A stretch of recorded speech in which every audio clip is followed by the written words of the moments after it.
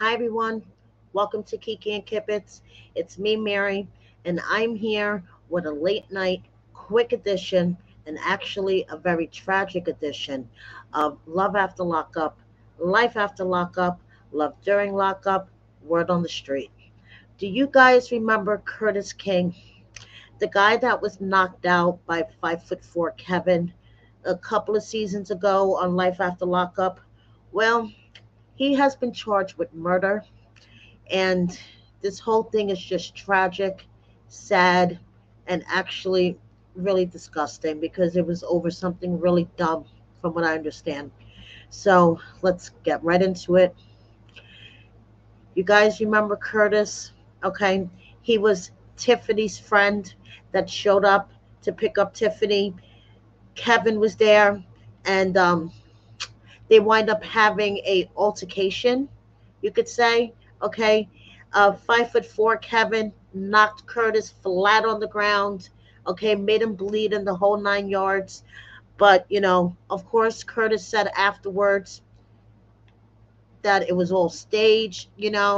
That he was forced to do these things, as you could see here. Basically, he said can happen to anybody at any time.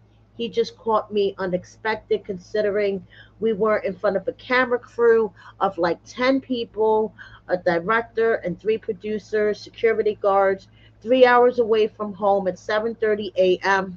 This scene was planned. They kept wanting me to say shit I didn't want to say and engage in the drama. At the very end, after my truck's loaded and crew was setting up cameras in my truck, that's when I finally laughed at him and called him small. And he kept yelling childlike insults, so I said he was a third grader mentally, and he snapped. But on the way to the halfway house, producers called and said Kevin was already there, and the plan was for Tiffany to walk past him and get in my truck. Then me and Kevin to shit talking. If we fought and one of us pressed charges, it would fuck the whole day of filming up. Plus, it was my fucking second time filming. I was slipping, but that was Kevin's first fight ever. I have plenty filmed KOs, but that shit was in my 20s. This guy Kevin is almost 40, and he wasn't mad until the cameras rolled. And they made it seem like acting, and Kevin and Tiffany's relationship was fake. They never even talked until she got into the halfway house. It was all for money. So after his brief appearance on the show, okay, Curtis's life was slowly spiraling out of control. As you can see, at one point he was requesting help to charge the battery on his ankle monitor. Another time, he put up a GoFundMe requesting a goal of $3,000, saying that this dude, his former roommate, robbed him. Curtis's luck was getting worse and worse. In November of last year, he told a story on Facebook about how these people stole everything from his trailer, stole his truck. I mean, basically, all he was left was with the clothes on his back. Then his truck was found abandoned, like miles and miles away from where he lives. And then he's like, listen, you guys think I'm down, but I'm not out. Now, this story was broken by Mary Pants, okay, and with a little bit of help of Kevin, not for nothing. But this is from the Texas um, Fort Worth Star Telegram. Man charged with murder in Fort Worth hit and run death following argument. A Fort Worth man is charged with murder after police said he purposely ran over a man in his car after an argument on July 5th. Fort Worth police arrested Kurtis King, 34, in the death of Ellis Lavington LaRon Smith, 35. Officers were called to the 2400 block of Mecam Boulevard the night of July 5th to find Smith critically injured. He was taken to a hospital where he was pronounced dead. The Tarrant County Medical Examiner's Office has ruled his death a homicide caused by blunt force trauma, according to the medical examiner's website. It goes on to say police said Smith and King got into an argument over a previous business transaction and pulled out knives to threaten each other.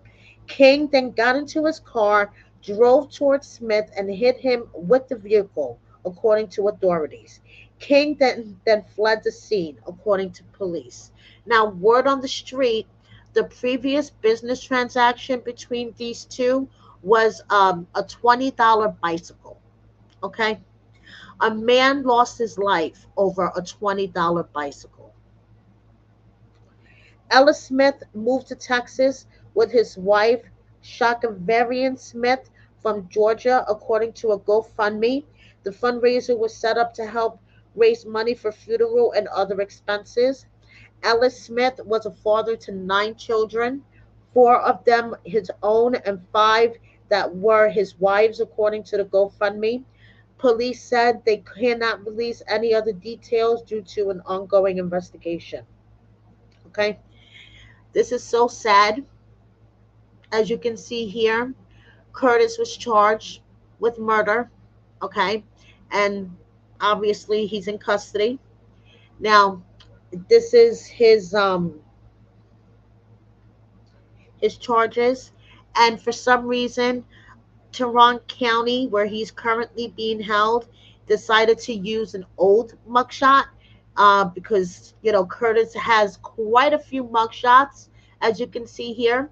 But this one, for the current charges, I guess the county jail, for whatever reason, is using an old one. If I get an updated one, I'll let you guys know. But basically, these are Kurtis's charges. He's being charged with murder, as you guys can see. And this is the GoFundMe that was set up by the victim's wife. This whole situation is really so sad.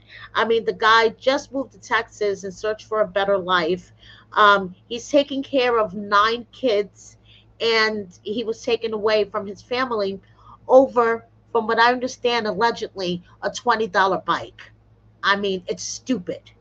So his wife put up a GoFundMe to try to raise money for funeral expenses. They want to take him back home to Georgia. I mean, like I said, this whole thing is just so sad. So I just wanted to bring you guys what was going on. And shout out to Mary Pants for being the first one to report on this. And that's basically it. Thank you so much for watching me. Please subscribe if you don't already. Hit the like button, share my video with a friend or 10, and please consider joining my membership. Thank you so much. Good night, everybody.